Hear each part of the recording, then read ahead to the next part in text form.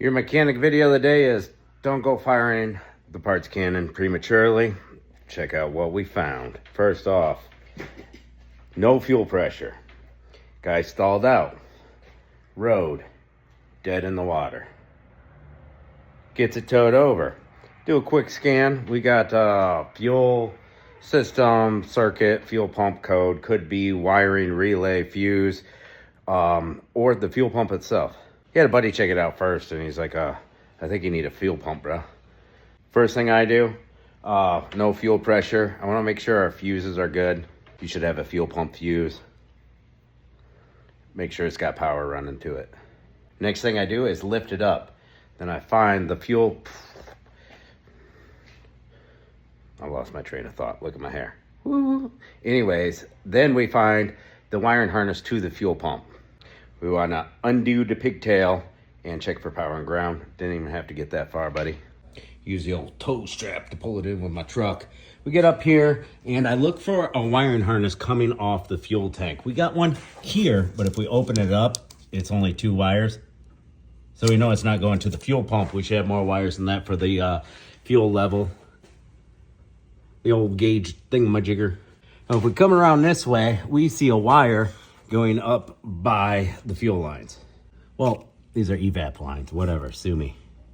We're gonna identify our power and ground to the fuel pump by the wires that are bigger. It's gonna be pretty standard on most vehicles. So that black and that gray is our 2 wires that are a thicker gauge. They correlate with this wiring harness here. We look and we see the 2 wires it correlates with are fatter. As soon as I spin it, boom, right there, buddy. You see that green corrosion right there? It looks like we got just enough tail left that we can repair these wires. It is gonna be a pain because, yeah, we got this frame in our way, or rear cradle.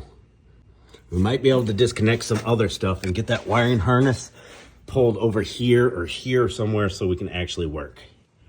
The clip is halfway busted on this harness and it was kind of taut and twisted. That tells me somebody was in here before and maybe they were a little too rough on it. And the fact that the harness was turned one way might have put pressure, twisting pressure on the wire. Or maybe they just scratched the insulation off accidentally on something. Maybe a little mousy mouse sat up here and chewed a little bit of the insulation off. Well, once that copper wire gets all green like that and starts to break down with the demand of the fuel pump, it just does a little boop and it's done for. So he stated no previous problems, and well, it was probably working fine until it decided that that wire just couldn't take it no more. Could also be an intermittent problem. I've seen that before, where the copper is compromised and the fuel pump is weak or shuts on and off or whatever.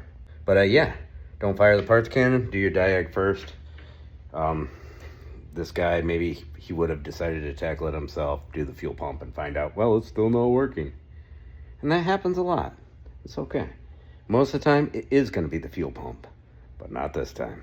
Oh yeah, I forgot to add, just washed up.